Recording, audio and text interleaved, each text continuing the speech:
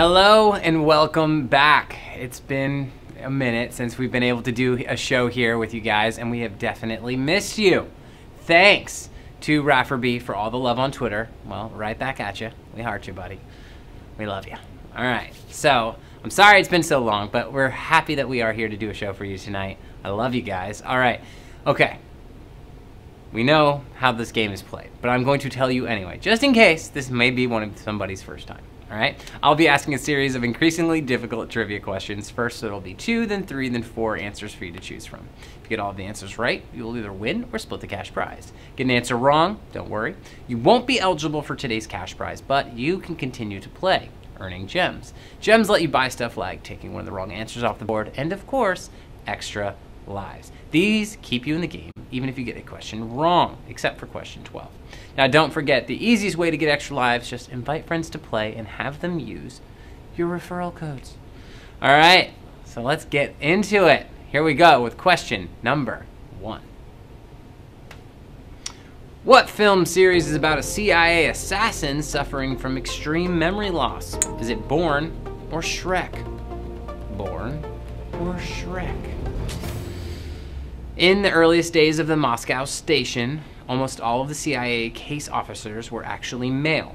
However, to pull off operations convincingly, it sometimes meant an officer, including his wife, had to play in the role.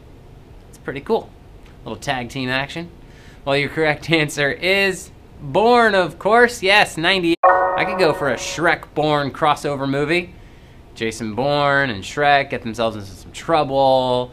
Pillsbury Doughboy shows up. Well, I guess that's not Pillsbury. It's more the Muffin Man. I don't know. Whatever. All right, moving on to question number 2. What is Garfield's favorite food? Asparagus or lasagna? Yes, what is Garfield's favorite food? Asparagus or lasagna? Who doesn't love that feisty feline? He's been on the comic scene since 1978. 40 years. Can you believe it? 40. Creator Jim Davis got Garfield's name from his grandfather, James A. Garfield. Fun fact, Garfield is the world's most syndicated comic strip. Makes sense. Your correct answer, though? It's lasagna. Yeah.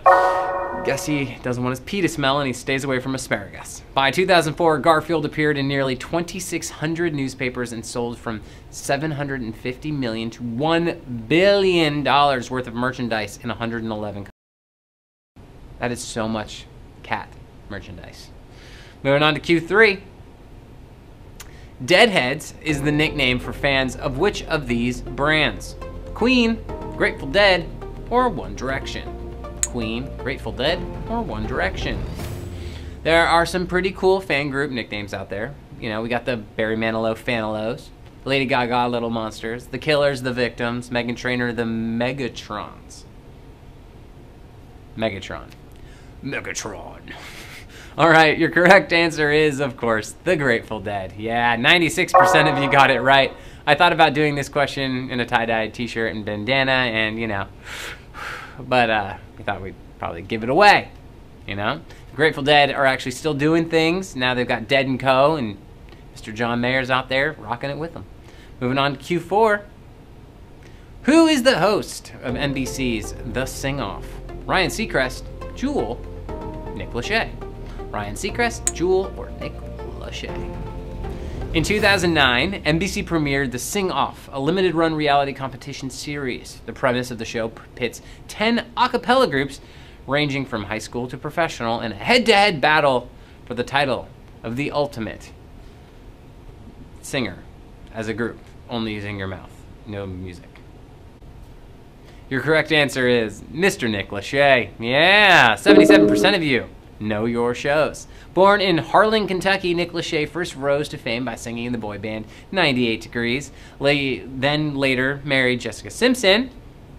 Then had a TV show called The Newlyweds. You know, like who would do a stupid TV show about their marriage? Oh, right.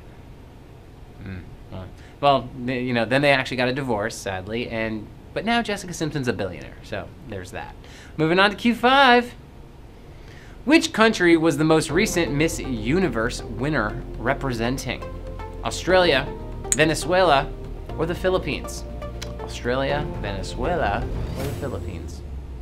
The Miss Universe pageant was first held in California in 1952. The United States of America has won 8 Miss Universe titles, the most so far. America. Only 3 countries have competed in every single Miss Universe pageant since 1952. Germany, France, and Canada. Something special in the water over there. Your correct answer is the Philippines. Yeah, 66% of you got it right. Yes, Katrina Gray from the Philippines won the title of 2018 Miss Universe this week. Katrina was actually born in Australia to a Scottish father and a Filipino mother and went to college in Boston. So here in America, we're just going to call it a win because, you know, Boston's strong. Moving on to Q6. When Coco the gorilla met Mr. Rogers for the first time, she greeted him by helping him take off his shoes, hang up his cardigan, or put on his glasses. Yes, take his shoes off, hang up his cardigan, or put on his glasses. Mr. Rogers' Neighborhood ran for 31 seasons. That's over 900 shows. And now, obviously, they're doing Daniel Tiger as a spin-off of that thing. And so they've definitely crossed 1,000 episodes of something involving a neighborhood in Rogers. Well, your correct answer is, in fact, shoes off. Yeah, 30% of you got it right. Coco passed away this past summer, but left an endearing legacy of exceptional sweetness and intelligence. When she met Mr. Rogers, she came in to meet her. She did what he has seen him do at the start of every show. Take off his shoes right when he walks in the door. So what did she? Took off the shoes. Pretty amazing, actually. Moving on to Q7. What movie musical did Beyonce and Jennifer Hudson star in together? Was it Hairspray, Chicago, or Dreamgirls? Hairspray, Chicago, or Dreamgirls? So, as you probably all know, my brother was recently married to Priyanka Chopra. Congratulations to the both of them. It was an incredible wedding. Every day filled with insanity. Well, a few days later, they attended another wedding, that's Nick and Priyanka, and Beyonce performed at the wedding. Well, actually, to clarify, at the Sangeet. The Sangeet is this thing where you have this competition between the two families. It's like singing and dancing. It's a whole thing to see who's the most dominant family. Let's just say they called it a tie, but we definitely won. All right, your correct answer is Dreamgirls. Yeah, 90% of you know your queen bee. A film of Dreamgirls had been in the works since the 1980s with such stars as Whitney Houston and Lauryn Hill, rumored to star. Warner Brothers abandoned the project, and DreamWorks Paramount picked it up in 2006. The 2006 hit featured a still relatively unknown Jennifer Hudson, and of course, the one and only Miss Queen Bee, Beyonce. Moving on to Q8. Ryan Reynolds recently became the owner of what alcohol company? Four Roses Distillery, Crown Royal Whiskey, or Aviation Gin? We're going to be drinking a lot of that over the next couple days. 'Tis the season, am I right? You know, because it's not enough to be a superhero or anti-hero. He's got to own his own alcohol company. I really got to get on that. I feel like everybody that's really cool owns a company about just has their own alcohol brand. It'd be such a great way to give gifts. Be like, oh, here's an entire case of tequila or craft beer or rose water. Your correct answer is Aviation Gin. Yes, Aviation Gin. 48% got it right. So slightly off topic, but Ryan sent an Aviation Gin gift set to a guy who pulled a prank that he absolutely appreciated. Apparently, this guy had bought the rights to AvengersEndgame.com, and if you don't know, that's going to be the next Avengers title, and had it set to redirect to the official Once Upon a Deadpool Christmas movie website. Classic. He said he was holding the site ransom for 2 tickets to the Avengers Endgame premiere. Kind of genius, actually. Man, but you name a movie franchise that's going to be that big, and you don't secure the website? Whatever. Moving on to Q9.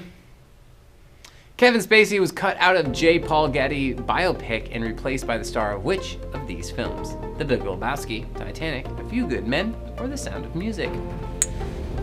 Great movies there. The actor that they replaced, Spacey, was nominated for a Golden Globe for Best Supporting Actor Motion Picture.